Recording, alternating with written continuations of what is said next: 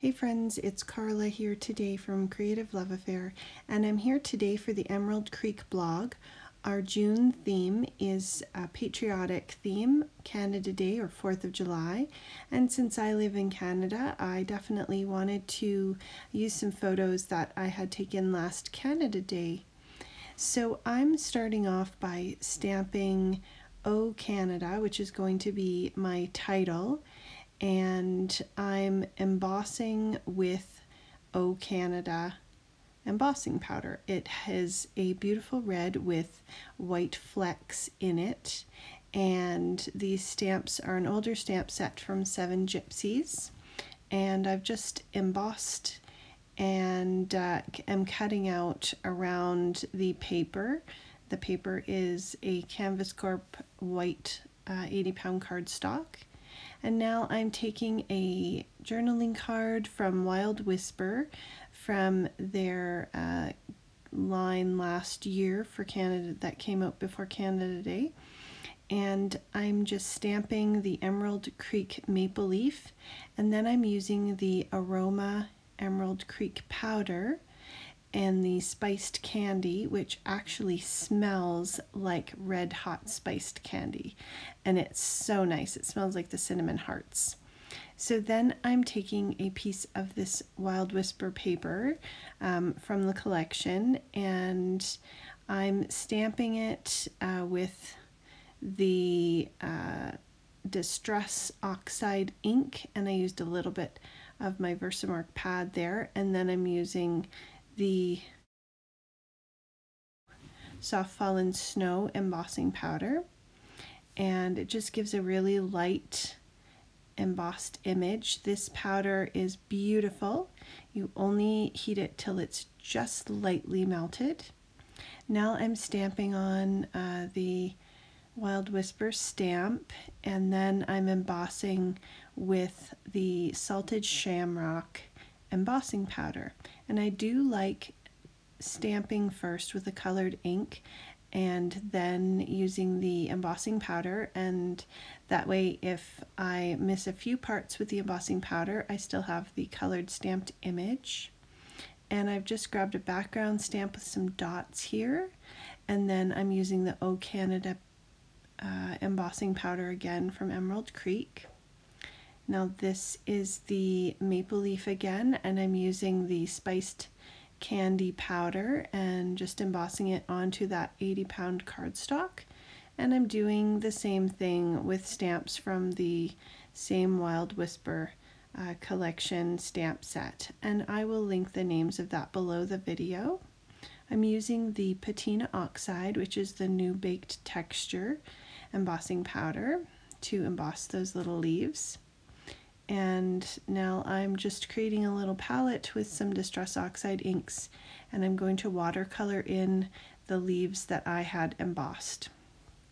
And this is really easy with a little pen filled with water and just picking up your colors of distress ink and layering them on in your stamped image.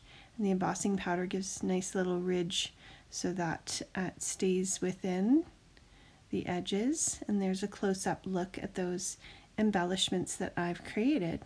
Now I'm taking a wood veneer, and I'm going to add some of that spiced candy embossing powder, and it's really so easy to customize any of your wood veneer or your elements that you have for embellishing, and you can really match them to your project just by adding those embossing powders in the colors that you want. So I'm using these little wood triangles, and I'm embossing those with the red and the green as well. And I'm taking these stars. I had used the Patina Oxide, but I felt like they needed to be gold instead. So I think don't be afraid to go over them with another color if you feel like you want to change it up. It covered beautifully. I'm following the June Scrap Shots sketch that they have on their blog, and just layering my elements according to the sketch. I really do love using sketches, and layering all these papers. I've used a stitched circle die to cut out that circle there, and then I used that gray hickory smoke distress ink just to lightly sponge around all my edges to give it a little bit of a shadow around the edge.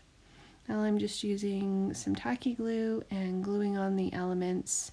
The wood paper there is a Maggie Holmes collection from the Bloom paper pad, and the white and green kind of clothespin there is from Maggie Holmes as well, and the other ones are from the Wild Whisper.